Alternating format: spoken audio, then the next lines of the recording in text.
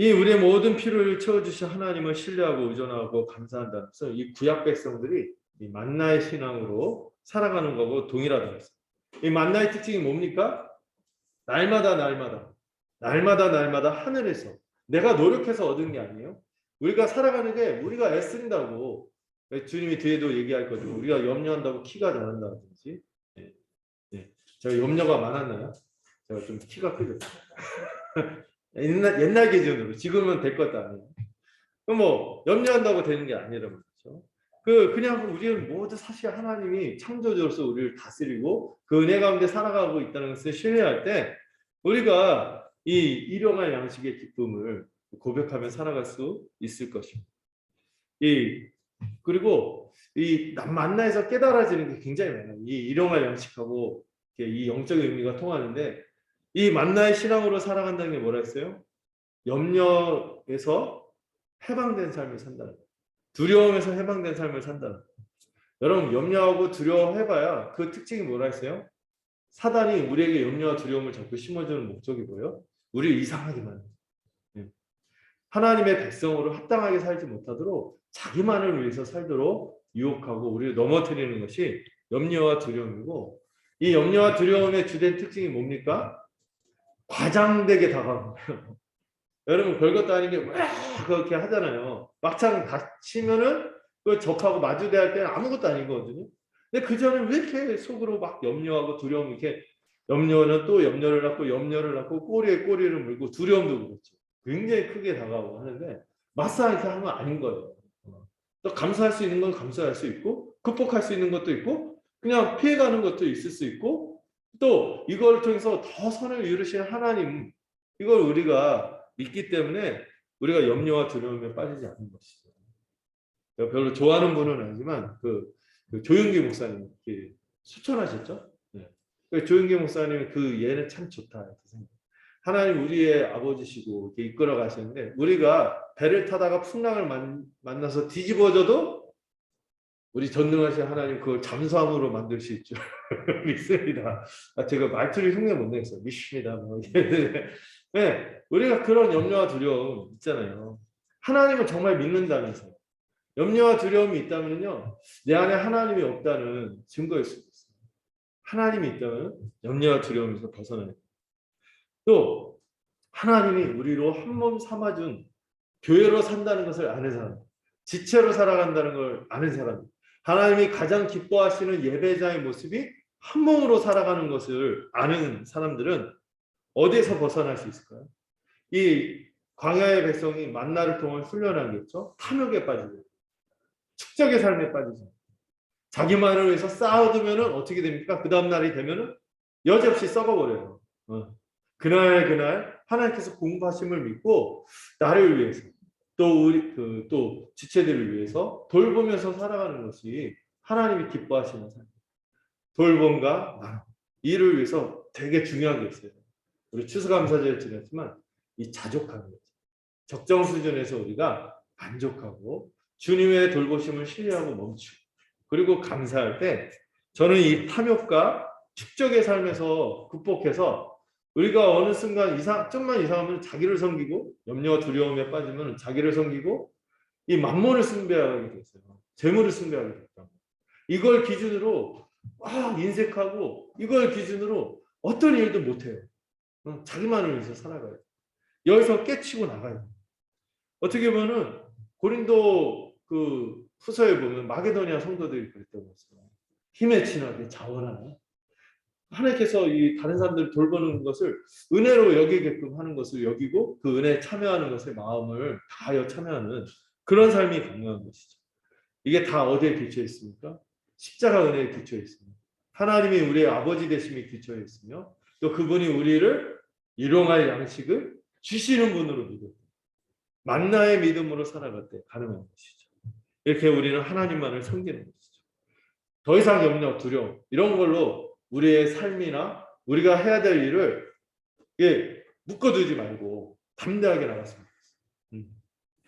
우리 양식을 구하며 또 자신에게 주어진 것에는 자족하며 그럴 때 우리가 다른 사람을 돌보고 알 수 있는 이 천국 백성의 삶이 가능한 거예요. 자, 오늘 이제 이 일용할 양식 약간 복습을 했고, 아주 또 정말 이 주기도문에서 우리를 위해서 기도하는 것이면서 하나님이 가장 원하시는 거면서 나중에 14절, 15절에서 이 주제를 또 얘기하시거든요. 기도했는데 이 주제를 놓고 또 구현해서 말할 만큼 중요한 주제인 제 용서와 제 삶의 주제에 대해서 오늘 살펴보는 겁니다. 여러분, 천국 백성은요, 회개와 제사함을 위해서 기도하는 사람들. 먼저 오늘 보면은 오늘 우리가 우리에게 죄 지은 자를 사하여 준 것 같이 우리 죄를 사하여 주시옵고 할 때, 이 죄가 주보에 실었나요? 영어로 막 썼죠. 제가 안 쓰고 싶은데 썼어요. 왜냐면은 끝에 뭐가 있어요? S가 있죠. 그럼 뭐예요? 복수. 죄들. 우리의 죄들. 우리의 죄들을 용서해 주시고 우리가 서로에게 범한 죄들도 용서해 주세요. 이렇게 기도하고 있어요. 이 복수형으로 설명되어 있어요. 그래서 구체적인 죄의 행위들에 대해서 우리가 구체적으로 주님 앞에 죄 용서를 구하고 또 우리가 서로 용서할 것에 대해서 얘기하고 있다는 거죠. 여러분, 왜 단수가 아닌지를 생각해야 돼요. 왜 복수를 표현합니다. 단수형의 그 죄는 이미 용서받았어요. 어디에서?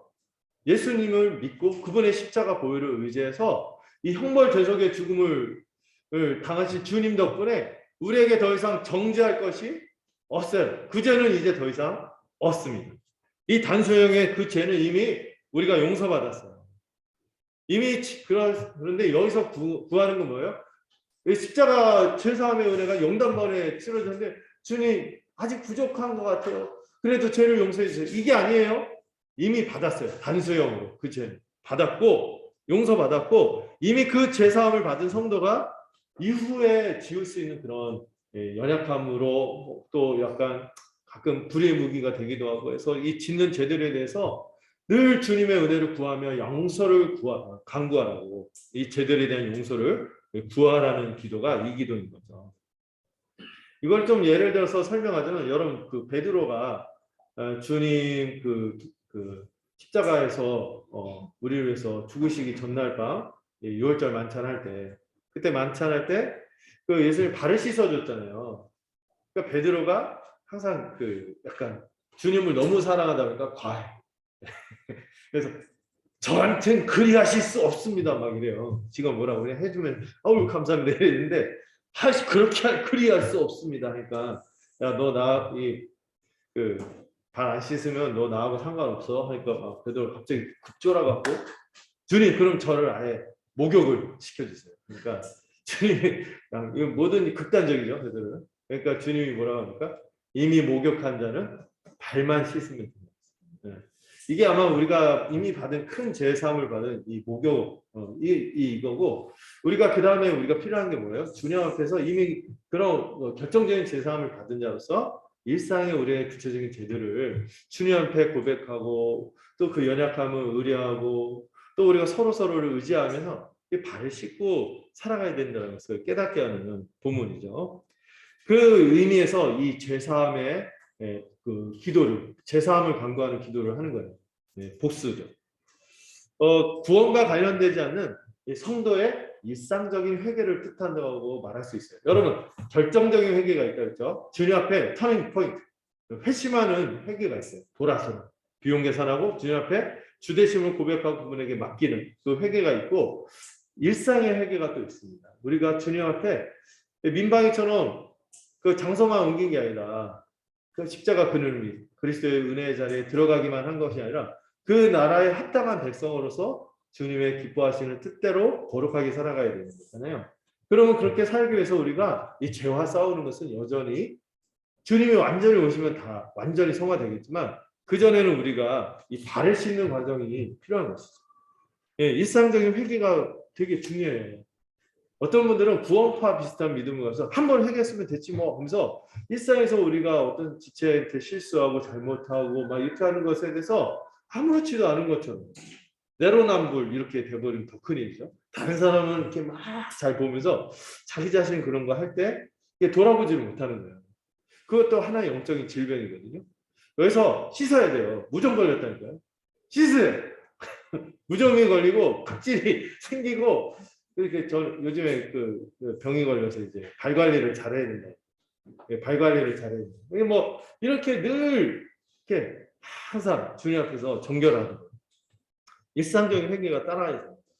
여러분 그런 주님 앞에서 진솔한 시간들을 가지는 게 되게 중요하고 그것을 위해서도 여러분 예배 시간에 와서 우리가 재용서의 강구를 하는 것도 주님 십자가로 우리를 받아주세요. 이게 이전에 이미 제사를 받아서 그 은혜를 받고 거룩하게 살아가는 자로서 우리 죄들 다시 한번 고백하고 주님 앞에 다시 천국 백성답게 거룩하게 살겠다고 다짐하는 시간이기도 한 것입니다.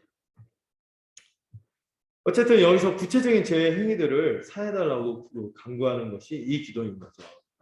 네. 여러분 확신할 것은 이미 정죄가 이루어졌어요. 이 우리 앞에 하나님 앞에 심판받아야 되고 영원한 저주 형벌을 받아야 되는 이 정죄가 이미 언제? 2000년 전에 십자가에서 이루어졌어요. 그게 누구를 향한 정죄예요? 나를 향한 정죄인데 나를 향한 정죄가 언제? 2000년 전에 예수님에게 일어났어요. 그리고 그 죄의 권세로부터도 우리가 해방되었어요. 믿으세요. 제가 이번에 그 우리 부장로님 교회에서 그 어떤 다른 교회 목사님 그 교제하는데 그 있잖아요. 마음은 원이로 돼 육신이 약하도다 누가 그런 얘기 하니까 그건 그런 뜻이 아니에요. 이렇게 해서 칭찬드렸다는데 맞아요. 이제는 우리가 새 마음을 가지고 이 죄의 권세로부터 해방되어서 이게 벗어날 수 있는 그리고 죄와 싸워서 아유 내가 또 졌네 이럴 수 않고 이 작은 승리부터 시작해서 이 승리가 누적돼서 더 거룩해질 수 있다는 믿음으로 사시기를 소망합니다. 이거에 대한 강력한 근거가 얼마 전에 우리가 로마서 살펴봤잖아요. 로마서 6장 6절 7절에 있어요. 이 본문을 우리가 한번 다 같이 볼까요? 보이나요?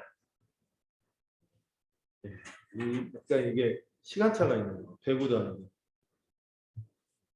예, 될 것 같아요. 자, 한번 읽어보겠습니다. 로마서 6장 6절 7절 시작.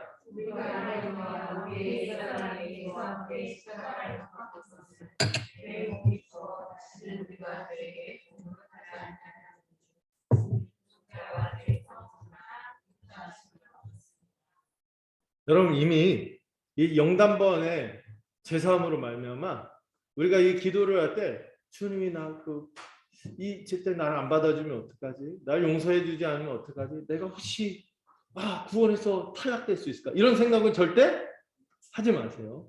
네. 이런 그 단번의 죄, 그 단수의 죄는 이미 해결됐어요. 여기서 우리가 기도하는 것은 죄에게 종노릇하지 않고 죄의 몸이 우리가 죽었음을 믿고 이 죽은 이 죄에 대해서 이미 죽었기 때문에 그 의롭게 살아가는 삶을 살기 위해서 이 제사함과 용서의 강구를 한다는 것을 기억하시기 바랍니다.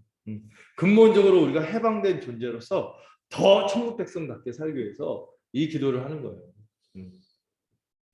이미 이루어진 제사함을 이 십자가 은혜를 그 십자가에서 일어난 이 예수님의 죽음 또 그 예수님이 부활한 사건이 내가 믿을 때 그것이 나에게 적용이 되어져서 나에게 더 이상 정죄가 없어. 왜? 다 집행이 됐거든요. 그리고 주님이 이루신 그 모든 의로운 은혜, 의로우신 신분, 공로 이런 것들이 나에게 거저 주어졌음을 믿는 자들이 그 은혜에 합당하게 살기 위해서 이 강구를 하는 거예요. 더 그 은혜에 합당한 자가 되도록 더 거룩하게 살기를 원하며 이 죄에서 우리가 완전히 벗어난 자답게 살기에 붙들어 주세요. 그리고 이 죄에 대해서 막 이렇게 우리가 이 구체적인 죄 항목들이 있을 때 그 심리적인 상태가 뭐예요? 어쩌면 심리적인 상태가 두려움보다는 어떤 거? 사실 이게 너무 지속되고 이렇게 벗어나지 못한 내 믿음이 진짜인지 가짜인지 점검해야 될 것 같아요. 그때는 두려울 수 있겠죠. 근데 그런 죄들에 대해서 우리 정확한 심리학적 용어로 표현하자면 전문적인 표현이에요.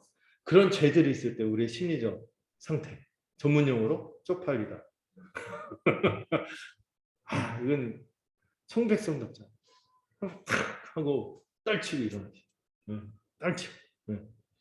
자, 이 기도의 목적은 관계 하나님과의 근본적인 관계 이걸 말한다기보다 하나님과의 이 지속적인 교제 회복을 위해서 구하는 것이죠.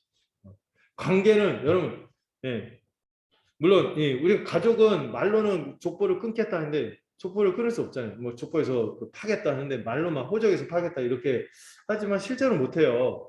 우리가 하나님과 이미 관계가 맺었다면 가족 관계가 됐기 때문에 자녀가 됐기 때문에 호적에서 팔 수는 없어요. 물론 우리가 눈에 보이는 가시적 교회에서는 이 건징이나 친이나 이런 것들을 통해서 그가 어떻게든 돌아오도록 하는 이런 징계 차원에서 그렇게 가끔 뭐 이런 거 있지만은 그러나 주님과의 관계에서는 어때요? 끊어질 수 없어요. 믿었다면 저만 예수 십자가의 믿음을 붙잡고 그리스도의 십자가 아래 거하는 자들은 결코 끊어질 수 없습니다. 그러나 여러분 여전히 이미 아직 가운데 있고 옛사람은 죽었지만 여전히 우리 안에 뭐가 있어요? 이 죄된 본성이 남아 있어요. 제 몸이 죽었다 이 표현도 이게 점점 진행되는 걸 얘기하거든요. 한 번에 팍 죽진 않아요. 이 죄된 본성이 여전히 남아서 우리를 붙잡고 있을 때가 있어요. 그때 우리가 긴데 아닌 척하지 마요. 거룩하신 하나님 앞에서 나의 여전히 연약한 것들을 직면하고 하나님 앞에서 정직하게 고백해야 돼요. 다 구원해 주셔서 괜찮지 뭐. 이렇게 할 수 없어요. 이런 부분에 대해서 하나님 앞에 주님 여전히 제가 참 연약합니다. 부족합니다. 커밍아웃 하세요. 저 부족합니다. 도와주세요. 그렇게 하면은 주님이 여러분 그거를 안 하고 포기하는 게 문제예요. 근데 그거를 계속 붙잡고 싸우는 거예요.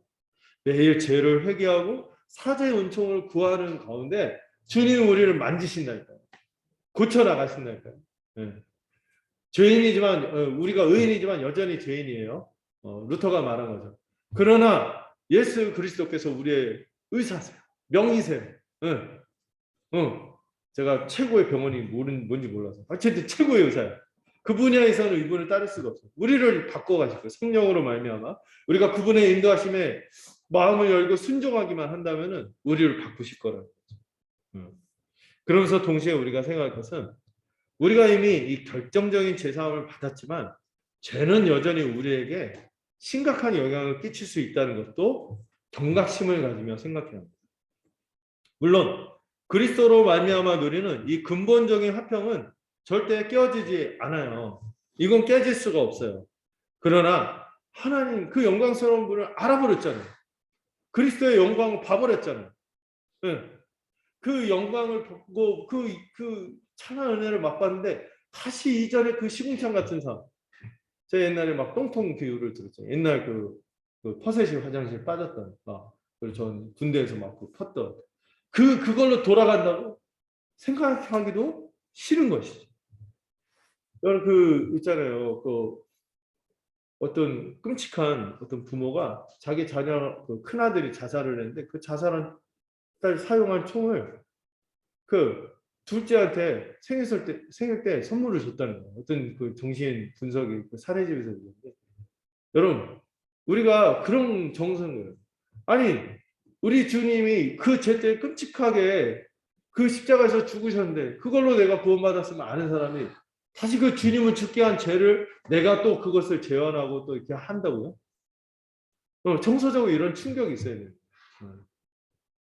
이 죄에 대해서 우리가 그렇게 했을 때 이 하나님 앞에 어떻게 얼굴을 들고 막 이렇게 할 수 있겠습니까? 그 죄가 없는 것은 가슴 아파해야죠. 이 친밀한 교제를 위협하는 것이 우리의 범죄라는 거죠.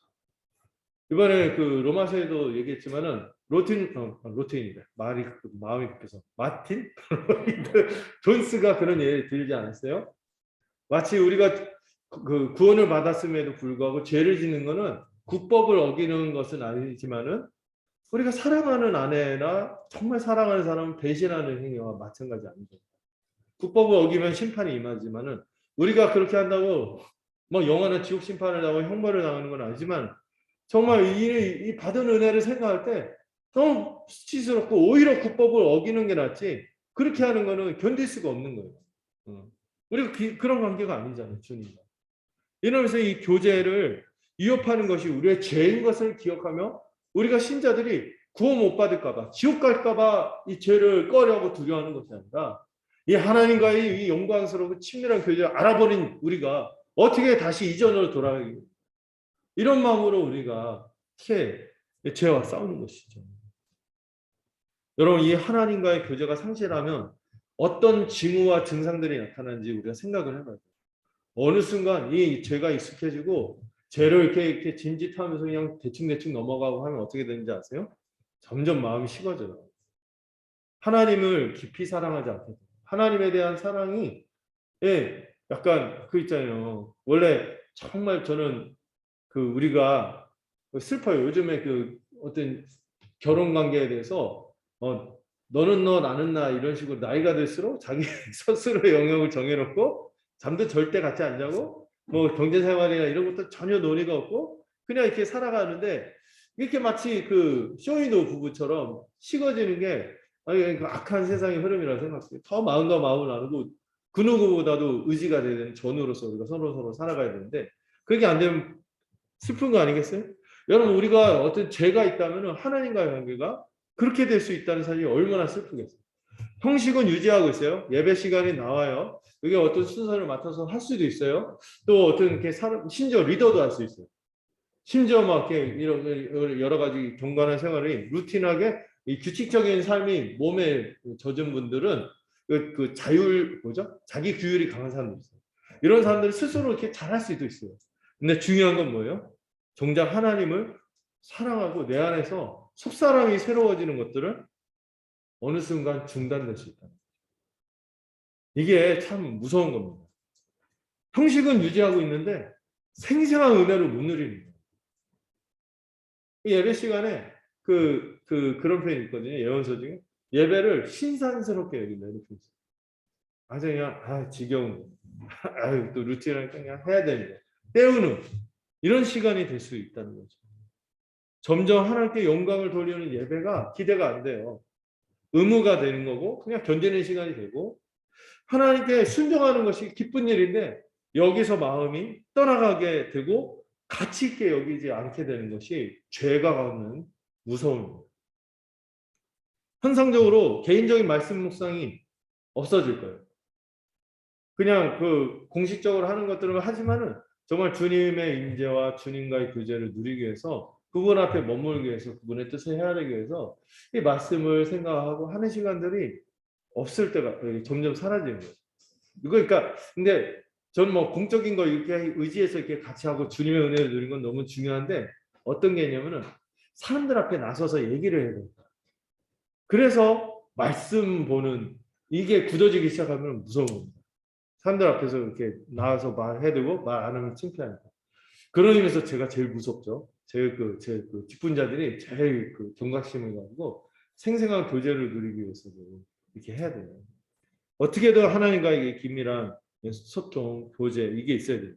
이 개인적인 말씀 묵상과 골방 기도가 없어진다는 것이 이 하나님을 더 이상 예배하지 않고 사랑하지 않는 이 죄로 말미암은 증상으로 나타나는 징후들이라고 생각할 수 있을 것 같아요. 그에게 점점 은혜 하나님 그 고백이 없어지고 그 하나님이 주신 축복들을 보기가 어려워지는 거죠. 영적인 어둠 속에서 살아가면서 그게 어느 순간 이제 가장 위험한 게 이게 결국에 다른 사람들 대하는 태도에서 은연중에 막 나타나요. 특히 교회로 우리가 살아가잖아요. 지역교회로 이렇게 우리가 한 몸됨을 이루면서 살아가는데 이렇게 신뢰하고 이렇게 가야 되는데 이 딱 이렇게 선입견들이 쌓이는 거죠. 선입견들이 쌓이고 이렇게 해서 그냥 거기서 새 마음을 주시면 그것들이 딱 깨치고 서로 신뢰하면서 갈 수 있는데 그냥 머물러 버려버리고 죄가 그런 힘을 갖고 있습니다. 여러분 이 교제의 약화는 하나님과의 교제가 약화되어 버리면은 믿음은 반드시 믿음의 약화로 이어질 수밖에 없고 점점 영적인 감각이 마비가 될 거예요.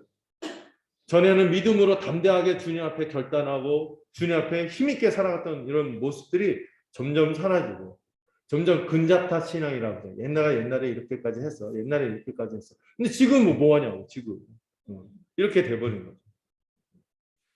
천국의 복도 누리기가 어려워지죠. 이 마음에서 벌써 알아요. 평강이 없어요. 기쁨이 없어요. 너무 일희일비가 많고 기복이 심하고 막 이렇다면은 여러분 믿음을 되찾아야 돼요.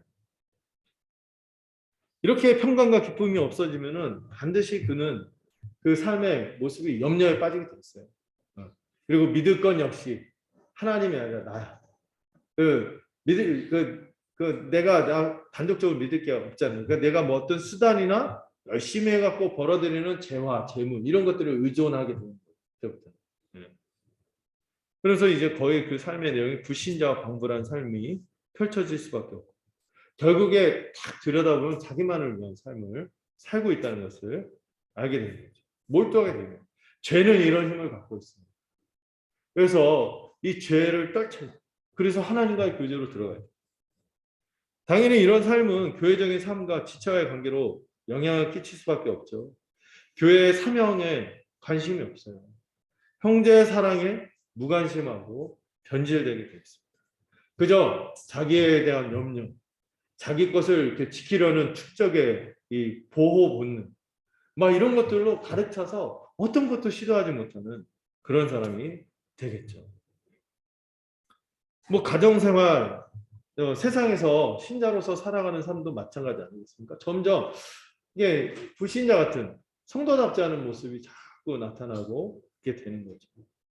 여러분 죄를 방치하면 안 돼요. 죄를 방치하면 안 되고 우리가 누가 지적해야만 압니까? 눈치상 알죠. 우리에게 그 하나님이 주신 촉이 있어요. 눈치가 있고 또 우리가 사람 딱 의리가 있고 하니까 딱 점검하고 돌이키고 이렇게 할 수 있는 것입니다. 네. 그래서 여러분 구체적인 죄가 있다면 날마다 주님 앞에 이런 시간들을 통하여 회개하고 새롭게 되기를 소망합니다. 반드시 해결해야 하고 이 회개를 통해서만 해결이 가능해요. 여러분 회개는 정말 우리의 영적 성장에 중요한 수단입니다. 네. 제가 노래를 뒤에 좀 하나 부르려고 작정한 게 있었는데 이제 하나 좀 약간 살짝 회개는 즐겁고 회개는 즐겁다. 늘 이렇게 회개를 친근하게 얘기했어요. 이거하고 있잖아요. 노이로제 빠진 죄의식 말고 자기를 정죄하는 그런 거 말고 하나님께 더 선하고 거룩하게 살고자 하는 선한 마음 회개를 하시면 좋겠어요. 죄책감 말고요. 이거하고 헷갈리면 안 돼요. 죄책감, 죄의식 있잖아요. 정말 내가 하나님 앞에서 더 이렇게 주를 위해 살았어야 되는데 하는 아쉬움과 또 이 지체들한테 이렇게 좀 더 했었어야 되는데 하는 그런 것들 이런 걸 가지고 이렇게 하시면 좋겠어요. 그래서 우리가 예배 시간에 저희가 함께 예전에 같이 집어넣은 요한 1서 1장 9절 우리 조용서의 그 기도할 때 고백하는 거 있죠. 이 표현이 정말 위안이 돼요. 만일 우리가 화면에 띄었습니다. 만일 우리가 우리 죄를 자백하면 그는 미쁘시고가 뭔지 알죠? 혹시 우리 그 다음 세대 우리 자녀들 미쁘다는 거 그런 거 아니에요? 그 애기들 놀 때 너 막 놀리는 거 있잖아요. 아 이쁘다 이랬는데 너 미쁘다 이게 아닌 거 아시죠? 네. 이게 그 믿음직스럽다 또는 신실하다 이런 우리 죄를 자백하면요 우리가 믿을만 하니까 그분에게 자백하는 거예요. 자백하면 그분이 내칠 거예요. 그분이 나를 막 이렇게 막 무섭게 몰아치고 이 약간 우리 약간 그런 경험도 있는 것 같아요. 그 성장 과정이나 아니면 저 어떤 남성들이 군대 뭐 잘못하면은 용납이 없죠. 네. 시정하겠습니다와 동시에 군합발이 날라오고 이런 것 때문에 막 이런 거 내가 잘못했다고 말하는 거 쩔쩔매고 그러는데 근데 우리가 믿는 우리 주님이 우리 위해서 어떻게까지 하신 분이요? 십자가에서 죽으신 분이잖아요. 그 하나님이 자기 아들까지 내주셨단 말이에요. 성령은 그 탄식으로 우리 위해서 지금도 우리 위해서 기도하시는 분인 것을 믿잖아요. 특별히 우리 주 예수 그리스도를 우리가 기억할 때 그분이 미쁘시고 의롭기 때문에 우리 죄를 사시고 매번마다 우리 죄를 새롭게 하시고 우리를 모든 불의에서 완전히 깨끗하게 할 것입니다. 이걸 믿고 우리가 딛고 일어나는 거예요. 그리고 여러분 회개할 때 회개했어요? 막 이러면 안 돼요. 저희 회개했어요? 알죠? 뭐 이러면 안 돼요. 네, 우리의 마음이 있잖아요. 후회. 제장 깊은 후회. 내가 그 주님의 받은 은혜를 생각할 때 이 은혜를 배신했다는 그 마음 있잖아요. 그때는 슬픔이 있어야 되고 그리고 그 심리학 전문 용어로 고급스럽게 바꿀게요. 부끄러워하고 그리고 애통하는 심령으로 엎드리고 그리고 이것을 더 희성내가 거기에 머물지 않겠다고 힘껏 싸우겠다고 결단하고 돌이키는 거예요. 회만 하지 말고 개를 하셔야 돼요. 개가 고친다는데 돌이키는 거예요. 그거 하기 위해서 우리 공동체가 있어서 안전한 것 같아요.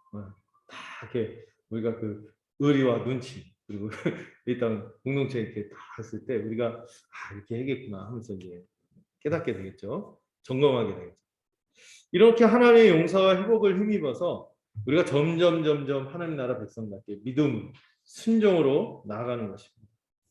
여러분, 그래서 회개는 너무 중요해요. 이 회개를 가볍게 여기거나 거부하게 된다면은 어느 틈에 이 죄의 유혹과 죄의 지배가 우리 안에 더 깊숙이 더 강하게 우리를 사로잡게 되고 이게 더 뿌리 깊게 내려지고 깊어지면은 정말 벗어나기가 너무 힘들어져요. 심지어 이 죄에 대해서 은근한 어떤 돌이키라는 이런 하나님의 뜻이 있을 때 은근한 불순종 그리고 그 은근한 불순종이 이렇게 지속되다 보면 어디로 이어지면 노골적인 합리화. 나 이거 할만해요. 내가 이렇게 해요. 그리고 막 항상 남 탓하는 거죠. 했는데 나는 그럴만 하다고. 이런 식으로 합리화를 하면서 완악해지게 됩니다. 자, 여러분, 우리가 이 영적으로 성숙한다는 것은 이 죄에 대한 민감성이 커진다는 거예요. 죄에 대한 민감성이 커지며 우리 지체를 더 사랑하기 위해서 이런 부분에서 세심해지는 것이죠. 네, 우리 성도는 날마다 마음과 행동에서 이 죄의 행위와 오염을 씻어내야 하는 것입니다. 여러분, 날마다 하나님의 은혜를 기억하세요. 십자가를 기억하세요. 네, 십자가에서 살아가는 거예요. 나는 이미 죽었고 그리스도로 다시 살아난다. 이걸 기억하시고 살아가는 거죠. 어거스틴이 이런 고백을 했습니다. 유일하신 하나님이 우리를 용서받은 자로 살게 하실 수 있음을 고백하며 이런 고백을 해요. 주님, 제가 오늘 좀 인용을 했어요. 볼까요? 제가 읽으면 잘 안 들어오실까 봐 띄웠어요. 주님이시여 당신께서 우리를 당신을 위해 지으셨으므로 우리의 마음은 당신 안에서 쉼을 얻을 때까지 안식을 누릴 수 있습니다. 여러분, 주님 앞에 나갈 때 우리의 무거운 짐과 멍에 내려놓으시고 이 죄의 짐과 멍에를 내려놓고 주님 안에서 쉼을 얻으세요. 회개를 함으로써 우리 심령이 새로워지고 이 안식으로 들어가는 것들을 경험하는 여러분들이 되었으면 좋겠어요. 특별히 여러분들 이 본문의 표현이 약간 그 조건처럼 오해하게 되겠습니다. 우리가 우리에게 죄 지은 자를 사하여 줄 때 주님 우리 죄를 용서해 주세요. 이렇게 약간 조건처럼 오해하게 되고요. 우리가 다른 사람을 용서할 때만 하나님 우리 용서해 주세요. 아니에요. 아까 단번에 죄 용서는 이미 이루어졌죠. 그리고 우리가 일상에서 교제를 회복할 때도 이 동시적인 동시적인 거지 조건이 아니다. 동시성이다. 이런 얘기를 옛날에 간단하게 좀 했던 게 기억나는데 이 조건이 아니에요. 동시적인. 우리의 용서가 하나님의 용서의 조건이 된다면 여러분 끔찍해요. 어떻게 우리가 하나님과 교제를 회복할 수 있습니까? 하나님과 관계도 못 맺죠. 우리의 용서가 조건이라면. 이미 용서받은 자이기 때문에 우리도 이미 용서받은 자로서 다른 사람을 용서할 수 있는 자가 되었음을 믿으라는 거죠. 그걸 의미합니다. 하나님의 용서와 우리의 용서는요 떨어질 수 없어요. 동시적이고 연결되어 있습니다. 서로 조건이 아니라는 말이에요. 동시라는 거예요. 동시. 그와 동시에라는 의미입니다. 그래서 다른 사람에 대해서 여러분 다른 사람에 대해서 꽁하고 미워하고 이렇게 용서 못하고 이런 마음이 있는데 기도가 될까요? 하나님께 나갈 수 있을까요? 안 돼요. 그런 용서를 내가 하고 그 미움에서 벗어날 때 하나님과의 교제가 회복이 되기 시작합니다. 그리고 우리도 다시 더 우리를 깊이 들여다보면서 회개가 됩니다. 하나님께 용서를 구하는 자는 먼저 지체의 죄를 용서할 수 있는 자가 된 거예요. 다른 사람에 대한 용서는 우리의 회개의 진정성도 입증해 줍니다. 주님, 저를 용서해 주셔서 감사합니다 하는데 다른 사람이 용서 못하고 있다면은 그 받은 용서가 맞는지 입증할 수가 없는 것입니다. 두 번째로 이 기도의 진정 의미는 결국에 용서를 구하고 용서하기 위해 우리가 기도한다는 거예요. 여러분, 우리의 기도의 이 주기도문 핵심 주제를 다시 14절, 15절에서 다시 이야기할 정도로 이게 너무 중요하다는 거예요. 신자에게 일용할 양식도 중요하고 이 외부의 아까 시험으로부터 우리가 보호받는 것도 중요하지만 우리가 정말 이 순종하고 실천적으로도 우리의 삶의 핵심적인 내용이 뭐라고요?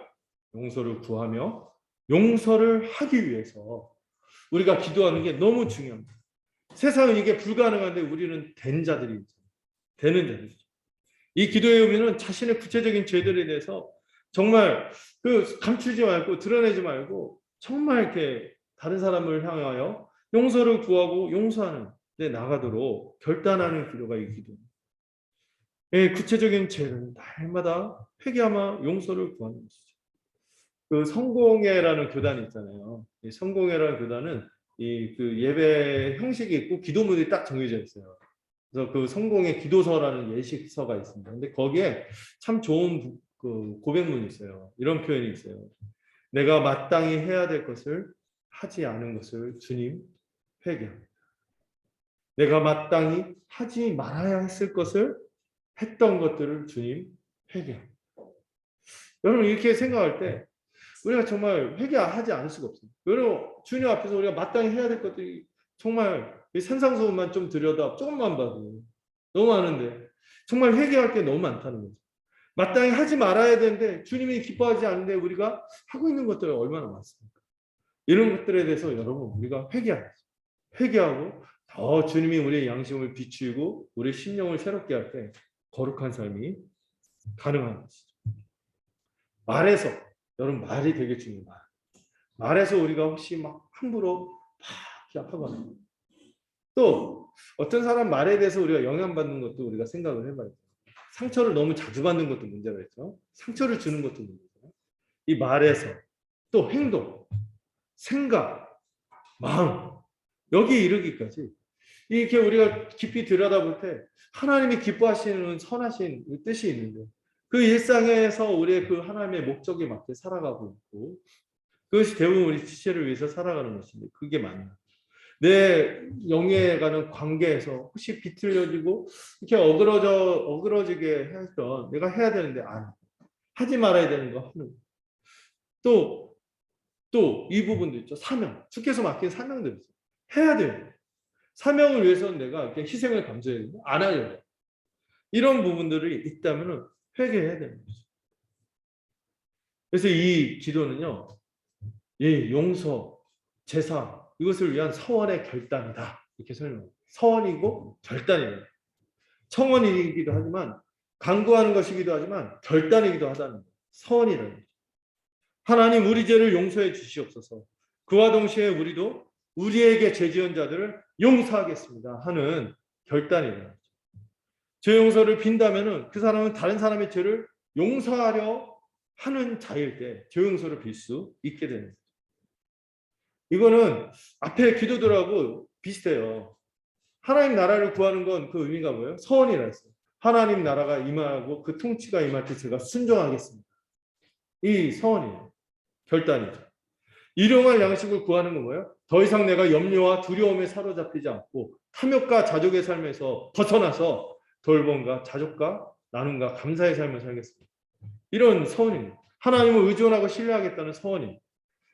후반부에 이 다음에 다룬 악과 시험으로부터 보호를 강구하는 것도 내가 죄를 허용하지 않고 힘껏 악한 세력과 영적 전투를 벌이겠습니다. 이런 의미들이 있는 거죠. 여러분 이 용서는 너무나 중요합니다. 이 용서하지 않으면 우리는 미움과 원한이라는 감옥에 갇혀버려요.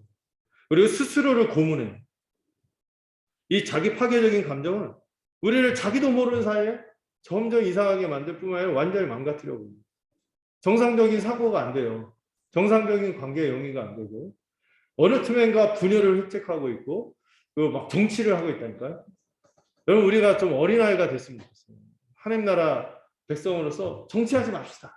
제가 정말 질색을 오죽하면 제가 그 소년 막 이런 얘기를 들었겠어요. 그 비슷한 얘기 들으신 분도 있죠. 정말 순수하게 이렇게 하는 거예요. 순수하게. 우리가 만약에 이 용서가 없어져 버리면은 이 자기 보호기 이제 방어 기제가 막 생기면서 상대를 자꾸 악의로 판단해요. 그냥 이게 아닌데 그런 것처럼 막 본다니까요. 네. 제가 그런 분들을 좀 봤어요. 그래서 제가 존경하는 분이 그것 때문에 막 오해를 사갖고 막 그 혼자 막 자기만의 세계에 빠져서 용서하지 않고 그냥 뭐 툭 털고 솔직하게 얘기하면 다 풀릴 수 있는 건데 대화를 안 하려고 해요. 이럴 거다 선입견 딱 정해놓고 적으로 설정하고 일방적으로 막 이렇게 하는 거죠. 여러분 이게 무섭습니다. 쟤는 이런 점이 무서워요. 우리 절대 그냥 툭 터놓고 살 수 있어요. 다 그 편한. 예.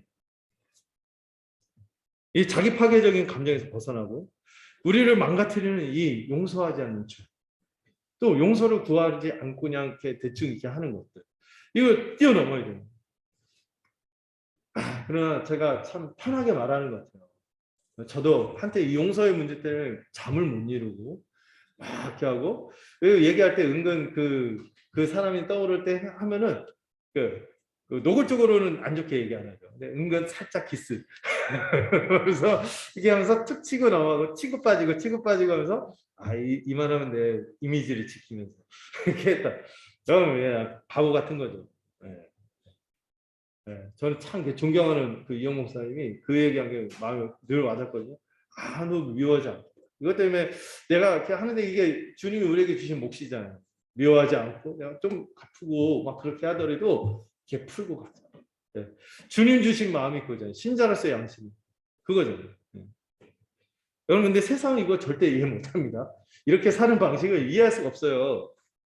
그래서 미국에서 어떤 그 로드니 킹 사건이 되게 유명한 흑인 폭동이 일어난 계기가 된 사건이 있었어요. 근데 어떤 폭동이 일어나고 어떤 노인이 무고하게 이 폭도들에 의해서 두들겨 맞았어요. 그리고 병원에 입원할 정도로 이렇게 됐는데 이 사람이 회복되고 나서 자기를 누가 때문에 동네 사람들이 알았나 보죠. 이 사람들을 만나면서 용서하겠다고 이렇게 했는데 그 방송국에서 그걸 촬영을 한 거예요. 방송국에서 촬영하는 그 현장 리포를 하면서 리포터가 생방송을 취재하면서 이런 멘트를 했대요. 지금 저 노인은 뇌손상을 심각하게 입은 상태라고 합니다. 제정신을 하는 게 아니라고 보면서 어떻게 저렇게 했는데 저렇게 하냐. 근데 이분은 신자는 이해가 되는데 세상이 볼 때는 그렇게밖에 볼 수 없는 거예요. 뇌손상을 입은 거 아니야? 예. 이천의 용서는 제된 본성을 볼 때 자연스럽지 않죠. 그래서 우리 아까 찬양한다고 했는데 지금 안 하려고요. 그냥 랩으로. 옛날에 우리 찬양 중에서요. 다윗과 요나단 그리고 그 시아찬미 해서 최용도 음악이 있어요. 그런 분들이 자주 불렀던 찬양 중에 오늘 나는이라는 그 곡이 있습니다. 이게 우리의 모습을 정말 잘 꼬집어낸다. 요즘 이런 깊이 있는 가사 찾기가 쉽지 않은데 옛날 노래인데 이 가사가 우리 폐부를 찌르는구나. 한번 볼까요? 노래는 안 부르겠습니다. 제가 더 충만하면 성령 충만한 노래할 수도 있었는데 약간 게이지가 안 올랐어요.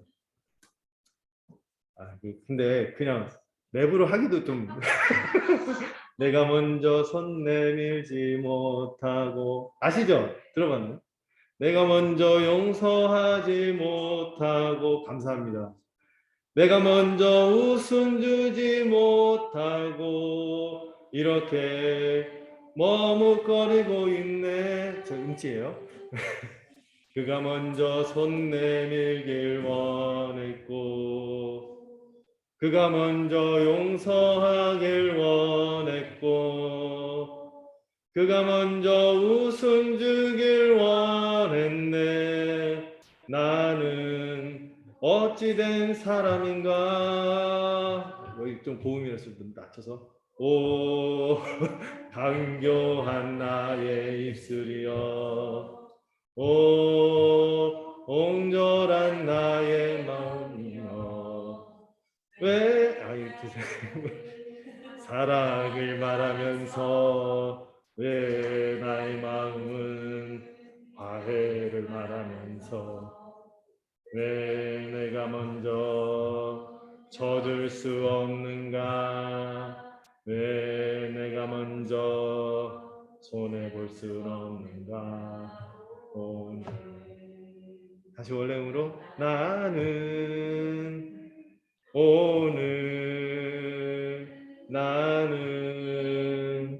주님 앞에서 몸둘 바 모르고 이렇게 흐느끼고 서 있네.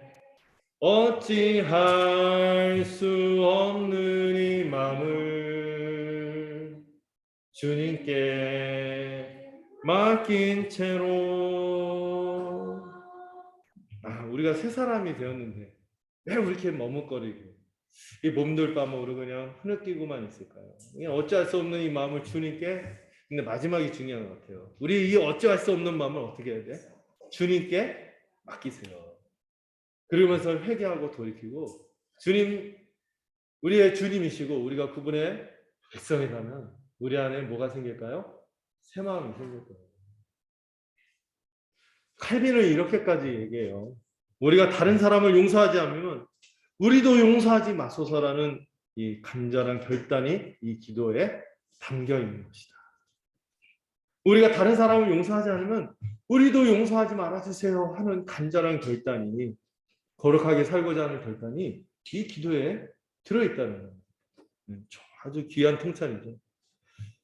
어쩌면 우리가 이거 말씀을 잘 오해하면 우리 이 기도는 잘못하면은 우리 모두 지옥 가게 해달라는 기도 같이 들릴 수도 있어요. 그러나 그렇지 않죠. 칼빈은 아는 거예요. 복음을 아는 거예요. 우리는 이미 그럴 수 있는 자가 되기 때문에, 용서할 수 있는 자가 되기 때문에 더 용서하겠습니다. 이런 간절한 소원을 이렇게 역설적으로 표현한 거죠.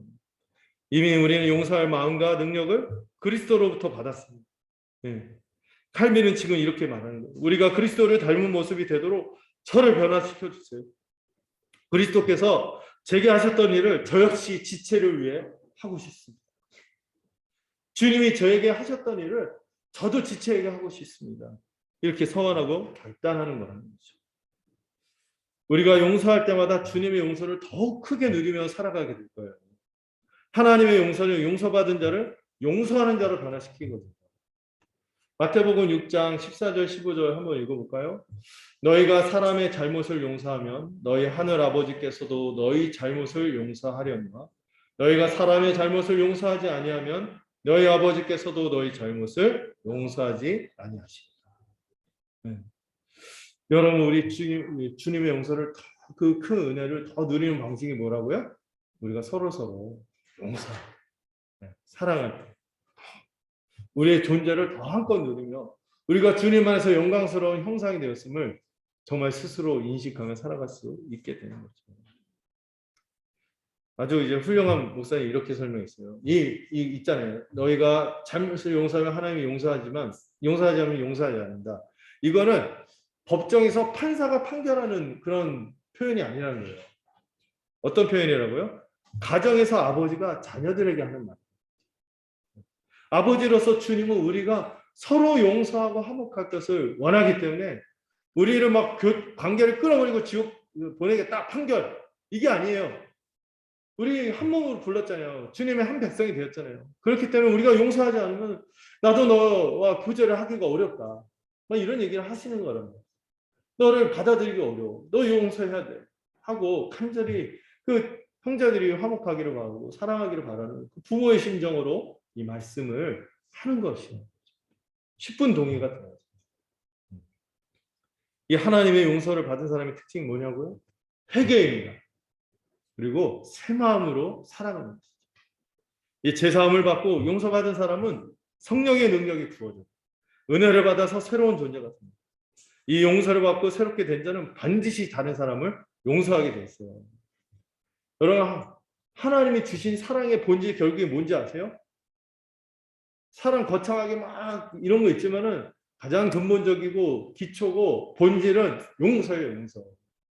하나님 우리를 사랑하기 때문에 우리를 용서했는데 왜 우리는 사랑의 핵심이자 증거인 용서를 못할까요? 성도는 이미 큰 용서를 받았어요. 어마어마한 용서를 받았어요. 그 이웃을 용서하면서 사랑하는 게 합당한 거죠. 만일 요한일서에서 얘기하는 거예요. 어떤 지체를 용서하지 않고 미워하고 사랑하고 있지 않다면 그 속에 어떻게 하나님의 사랑이 거할까 보냐. 하나님의 사랑과 용서가 없기 때문에 그런 거 아니에요. 이런 얘기를 하는 거죠. 익히 잘 알고 있는 만달란트 빚진 자 비유 아시죠? 만달란트가 얼마치 품삯이라고요? 16만 년. 16만 년 일해야지 갚을 수 있는. 거의 국가 예산 훨씬 뛰어넘는 개인이 도저히 어떻게 할 수 없는 불가능하죠. 갚겠다고 말하는 거 웃기는 거예요. 죽여주소서 갚지 막 이래야 되는데 막 이렇게 막 이걸 막 하니까 불쌍히 여기셔서 이걸 탕감해 줬단 말이죠. 근데 그가 누구를 그렇게 큰 용서를 받은 사람이 누구를 용서 못해? 그 동료 팩단이요. 한 3개월치 품삯 될까요? 이거 안 갚는다고 그를 막 감옥에 집어넣기도 멱살 주고 막 폭행을 하고 막 난리가 나는 거예요. 이거는 그가 임금의 용서를 진정으로 받아들이지 않았다는 것이다. 하나님의 용서가 무엇인지 모르는 거예요. 다른 사람을 용서하지 않은 것은 자신을 중생한 자로 여기지 않는다는 거예요. 이미 그리스도 안에서 큰 정죄가 일어나서 내가 그 안에서 죽었고 내가 그리스도 안에서 완전히 새로운 존재로 다시 살아났다는 것을 부정하는 게 용서하지 않는 거예요. 나를 거듭난 자로 이해하지 않고 어제나 오늘이나 별것 없이 그냥 똑같이 달라질 것이 없는 자로 생각하는 게 용서하지 않는 미움에 빠진 이런 것들을 합리화하고 있을 때 우리는 자기가 마치 거듭나지 않은 거죠. 십자가에서 모든 정죄가 이루어지지 않은 것처럼 생각하는 것과 똑같다는 것이죠. 여러분 긍휼과 용서를 입은 신자가 어떻게 살아가는지 제가 어떤 장로님이 쓴 시를 봤는데 너무 은혜가 되더라고요. 그 장신의 김정영이라는 괜찮은 그 신학자인데 그분 아버님이 그 김갑철이라는 장로님인데 그분이 이 종지기 시골교회에서 종지기하고 되게 신실하게 사신 분인데 이분이 그 묵상을 글로 썼대요. 근데 그 시의 내용이 너무 귀해. 이 용서로 살아가는 이 사람의 마음입니다. 신자의 마음이 무엇인가 엿볼 수 있는 식구가 있었어요. 너무나 고마운 분이라는 시가 있었는데 나의 가는 길 가로막던 자 얄미운 사람. 약간 노래 같네요. 다른 데로 생각이 가면 안 돼요. 지나고 보니 바른 길 가게 해준 너무나 고마운 분이야. 나에게 피눈물 흘리게 앉아 얄미운 사람. 지나고 보니 하나님이 위로받게 해준 너무나 고마운 분이야. 좀 너무 내용이 길어서 좀 몇 개 줄였어요. 나 가진 것 빼앗은 자 얄미운 사람. 지나고 보니 더 좋은 것 갖게 해준 너무나 고마운 분이야. 나의 자리 빼앗은 자 얄미운 사람. 지나고 보니 있어야 할 자리에 있게 해준 너무나 고마운 분이야. 나의 하는 일 방해하던 자 얄미운 사람. 지나고 보니 정령해야 할 일 하게 해준 너무나 고마운 분이야. 여러분 하나님 섭리서에서 십자가 은혜를 받은 사람의 마음이 이런 거 아니겠습니까?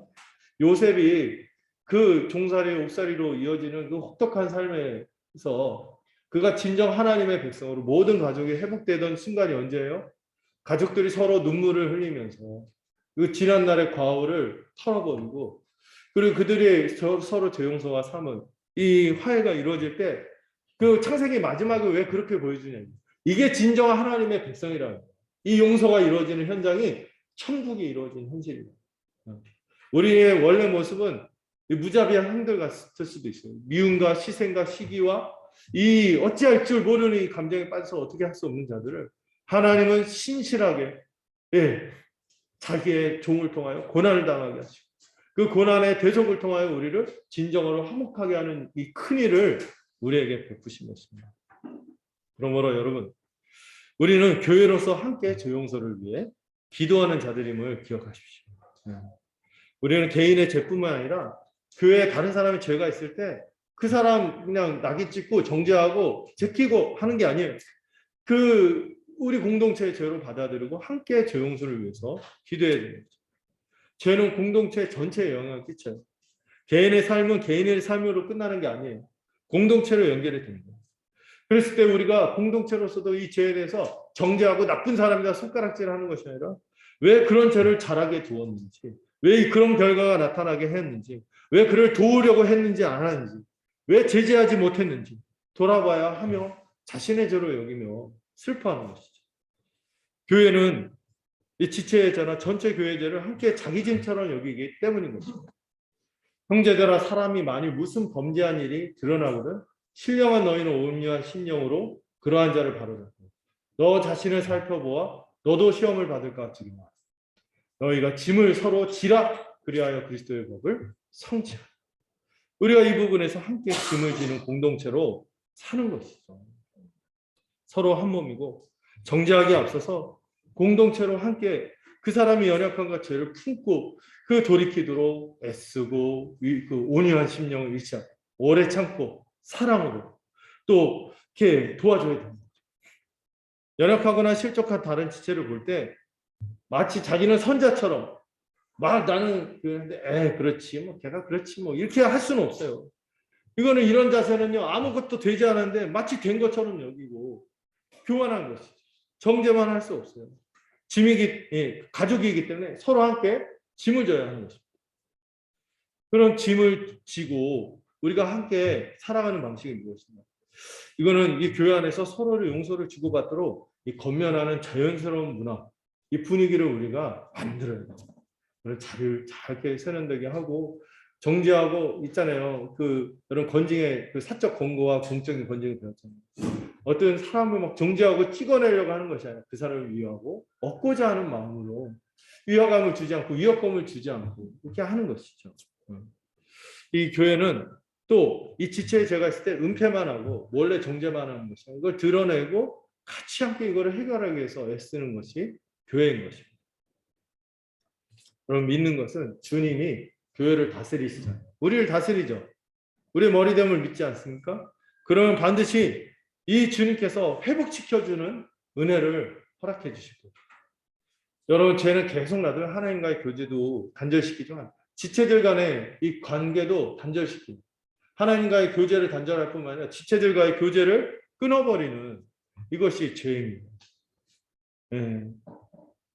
이 회복을 위해서는 하나님께 대하여서만 난 하나님께 회개했으니까 괜찮아 이러면 안 돼요. 그럼 밀양사태 벌어지는 거죠. 범죄한 이 실수한 사람한테 찾아가서 용서를 구하고 배상 그 사람이 납득할 만한 배상을 좀 해주고 그리고 이거 끝났으니 됐지 하고 이러면 안 돼요. 신중하게 근신하면서 살피면서 이렇게 해야겠죠. 이럴 때 진정한 회복이 이루어지는데 이런 아름다운 문화가 저는 교회만 가능합니다. 세상은 안 된다 했죠. 내 손상을 입었습니다. 그런데 우리는 안 그렇단 말이죠. 제가 어니스트 해밍웨이가 소설에서 얘기하는 예화인데 스페인에서 가장 흔한 이름이 파코라는 이름입니다. 프란시스코를 줄인 말이 파코인데 어떤 아버지가 신문에다가 도시로 상경하고 아들 찾기 위해서 이런 글을 올렸대요. 파코야, 아버지가 모든 것을 용서한다. 몬타나 호텔에서 며칠 몇 시에 보자. 이렇게 광고를 했더니 800명이 몰려왔대요. 그래서 막 경찰 데리고 강제로 해산시키고 했다는데 여러분 이 세상은요 이처럼 용서받지 못해 갈급한 사람들이 가득하다. 근데 주님이 우리를 이런 근본적인 용서를 해주셨고 그렇다면 우리가 이미 큰 은혜와 용서를 받은 사람으로서 이 십자가의 대속의 죽음 말도 안 되는 큰 용서를 경험한 사람으로서 다른 사람들을 넉넉히 품고 용서하고 사랑하는 우리가 되었으면 좋겠습니다. 여러분 창세기 마지막 기억하세요. 야곱의 아들들이 진정한 하나님의 백성이 되던 순간은 용서와 화해가 이루어진 순간이었습니다. 우리 교회도 항상 이를 기억하고 용서의 공동체로 용서가 일상화되는 그런 공동체로 살아가기를 간절히 소망합니다. 기도하겠습니다. 하나님 아버지, 우리가 매일의 양식이 없이 살 수 없듯이 용서가 없이는 살 수 없는 존재임을 알게 하옵소서. 주께서 우리에게 베푸신 너무나 크신 이 제사함의 은혜로 매일 하나님과 화평을 누릴 뿐만 아니라 거기서 오는 천국의 복을 맛보는 우리가 되도록 붙들어 주시옵소서. 이 진리와 거룩한 빛 앞에서 우리 안에 있는 어둠을 발견할 때마다 숨기지 말고 주님 앞에 드러내고 우리를 수술하고 고치시는 주님의 손길에 맡기는 우리가 되게 하옵소서. 어찌할 수 없는 우리의 마음들이 있는데 이것을 주님께 맡길 때 주님이 우리에게 성령을 통하여 새 마음을 주심을 믿고 살아가도록 붙들어 주시고 이를 경험하는 간증들이 넘치는 우리가 되도록 인도하여 주시옵소서. 이미 받은 용서를 기억하며 늘 이 만달란트 빚진 마음으로 다른 이들을 용서하며 사는 우리가 되게 하여 주시옵소서. 혹여나 우리 마음속에 미움, 분노, 보복, 오래된 원한 이런 이 묵은 감정들 이런 것들로 인해 스스로 감정의 지옥에 빠져 있다면 이 감옥에서 벗어나서 우리에게 영혼의 생기를 공급하며 새롭게 하시는 주님의 은혜를 거절하지 않는 우리가 되도록 붙들어 주시옵소서. 날마다 새 존재로서 새 마음을 가졌음을 확신하고 함께 용서의 공동체로 살아가는 우리 서영교회가 되게 하옵소서. 예수님의 이름으로 기도드렸습니다. 우리 220장 같이 찬양하도록 하겠습니다.